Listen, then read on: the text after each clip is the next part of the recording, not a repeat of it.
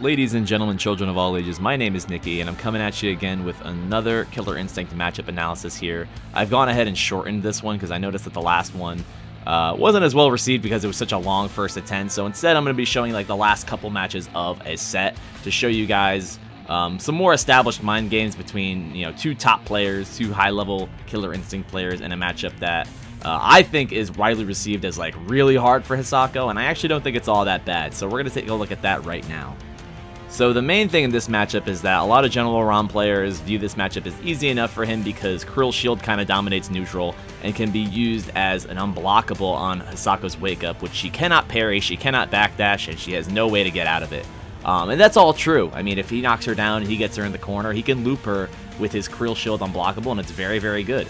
He also has a one-frame Shadow Command Throw that's very valuable against a character like Hisako, because if she's dashing up to you and going for command grabs and such, that's going to put a damper on her day. That's going to stop her from doing that stuff. So that's very, very good altogether. He's got great range on his normals. He controls a lot of space, and it can be very tricky for Hisako to approach. She has to dash in and find her way in. But General Raam can simply just throw out that nice standing heavy punch and check that dash if it's not at the right time. It's very hard for her to actually get in if the General Raam player is checking every single dash. She has to really pick her spots super well. In this matchup, I think it's important to stay on top of General Raam and try to mix him on his Wake Up. I think one of the most valuable things against his Wake Up is actually possession, because not only will it catch the backdash, but it will also stop Wake Up emergence, which is immune to strikes but loses to throws. In this particular matchup, you're going to see me using that quite a bit, and there you see he tried to go for the Krill Shield, but he mistimed it in the corner, and I backdashed it perfectly, and I was able to punish it. A well-timed Krill Shield unblockable is one of the scariest things for Hisako to deal with. She has no answer for it, but it was not timed properly as a meaty, so I was able to get out of there just in time and avoid it completely. You'll notice at the beginning of this set, I start to walk back a little bit, and I try to meet him with stuff like jump medium punch and jump heavy punch. He's got a very tall hitbox, so coming towards him or coming away from him actually with air-to-airs isn't always a bad idea, because sometimes you can clip him and get some free damage. You kind of have to play that way, very pokey in the neutral, because anything could lead to a confirm in this game. And if you were able to get like a jump back heavy punch confirm and go into like a heavy manual, that could lead into a hard knockdown, and that could be really beneficial for the Hisako player. Unfortunately, here he has me in the corner off of a wall spot. I'm taking damage over time because of the Krill, and this is a very scary situation. He's just going to go for a light dominance, which takes me right out of my Shadow Influence. So that's a guaranteed way to stop me from doing that. That wastes some of my instinct. And there's that one-frame command throw that I was talking about. That's going to be all of mine, and I have to just hold this hard knockdown in the corner. I was able to get away from it again. Latalis unfortunately mistimed it yet again, so I was able to get away from that scot-free. And I find a desperation parry amongst all of that madness. I'm going to get a hard knockdown, and this is going to make my Wrath meter go to full. He has 1 bar of meter. He opted to backdash. I did not catch the backdash with my Crouching Medium Punch. Crouching Medium Punch, 7 active frames, a godlike Hisako normal, but was too far away to be able to use the really good amount of active frames on that to actually catch his backdash. General Raam, in general, no pun intended, has a great backdash, so he was able to get out of there. This hard knockdown is scary. He's at level 3, he decides to backdash again, and this Shadow Onryozan is actually going to go through that Shadow Emergence because it counts as a projectile. If it was a physical hit, I probably would have lost. But since I had Shadow Projectile Invulnerability, I was able to get right through there, and I'm going to start to get some of this white life back here. Try to waste as much of that instinct as possible to be in a better position for the next round. I'm whiffing a lot of lights here, just trying to get him to break his patience. He's going to be using Decimation to get in a lot. He does have a lead here, so he doesn't need to overextend too much. I am going to break that link because I knew it could only be a light. He couldn't link into anything else there. I guess broke light there and ended up working, and the Shadow Influence did not catch the backdash. Therefore, he got the punish, which gave him the game. I did not get to use my second instinct. That was a big mistake. It can happen in this matchup. I do think this matchup is hard for Hisako, but I don't think it's as bad as like a 7-3 or an 8-2. This is maybe a 6-4 at the most, but even then, that's debatable. I think Hisako has a lot of answers. Alright, so in the next game here, a little bit more of the same, trying to find my space, and he's pushing me towards the corner. The parry did not work. I break the medium on reaction since it's such a slow normal. That manual is reactable. That's +8 on block, and I break to get out of there. It's hard to find your footing in this matchup. A good Raam is really, really scary. I find the jump heavy punch, but I don't confirm it. I jump away from the command grab and I get the positioning, and now he's in the corner. I test him with Shadow on Ryozan. I have all that priority. I use my plus frames. It's +1 on block. And I go for a heavy influence on his wake up, which takes him out of his heavy emergence. There's a possession that will catch the backdash. He's forced to jump, essentially. Alright, go for a delayed opener into a light linker. Hard knockdown. I have full wrath here. And I go for a tick throw into possession.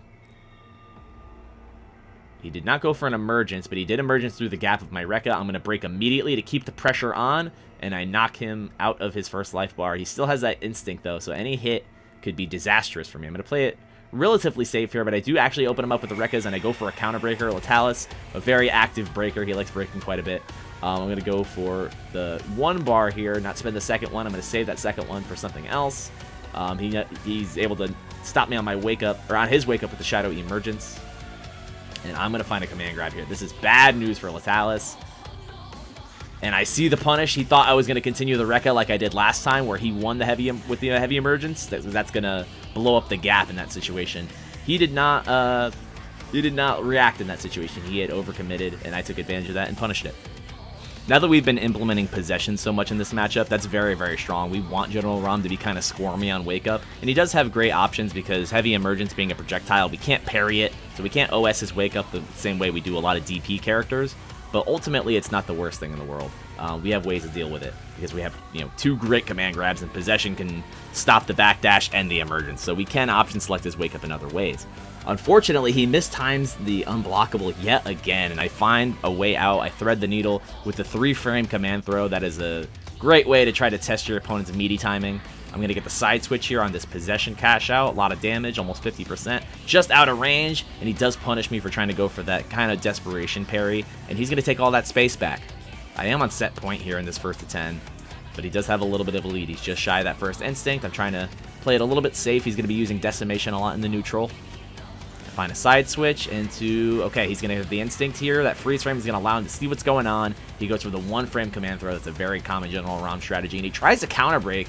That was a little desperate on his end. He didn't need to go for that, and he could have just gone for the setup afterwards, but he probably was fearful that I was going to break and get some of that white life back. I do end up taking the life bar, and I do end up recovering this white life back here as he pushes me towards the corner. I do find an anti-air. That's very convenient, and I do get a hard knockdown off of the recapture that he did not break. I go for a tick throw. He respected the wake up. He stood there and blocked.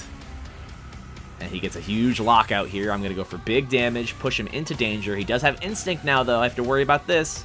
The crouching medium kick was meaty, so he respected it. He does find a jump in, but I am whittling away this life bar. He gets a punish on the parry. I took a huge risk. I guessed on a light there. He could have just cashed out and maybe killed me. It could have been close. Pushing me towards the corner yet again. And now I have my back to the wall with the white life building up. Breaks the manual. That was crucial. He is on 1 hit away from death. Anything will kill him. If I sneeze, it'll kill him. I'm playing it super safe here, not overcommitting to anything. Just waiting for him to come to me. There's 44 seconds on the clock. He needs to make a move here. He's wasting his meter on cancels to try to fake me out. I break that medium right away. That could have been disastrous for me. I didn't break it on reaction because manuals are not reactable for the most part, and I do find the jumping heavy punch, and that is enough to get the life bar. He didn't have much life left, so anything would have done it. So like I said, I was poking with kind of safe stuff, like jump back normals in case I got an air-to-air, and just trying to stop the overall approach at that point because I had the life lead. I didn't have to overextend. I didn't need to do anything unsafe, like dash up in his face where he could make a comeback or anything like that. So that was what ultimately won me the match there, was playing safe and being able to stop any of the approach at the end there. That was a really good set, and I'm very proud of that one because that matchup is kind of hard. And once again, don't forget, guys, you guys can head over to patreon.com/ultratechuniversity. This is my Patreon service where I teach people how to play Killer Instinct through my private Discord server. It has a ton of tech videos in there, exclusive content that I'm not going to be posting anywhere on my YouTube channel. It's just going to be for the Patreon. You guys can join my monthly tournaments as well as my weekly lobbies, and you guys can learn how to play Killer Instinct through me. So head over to the Patreon today. Thanks for watching.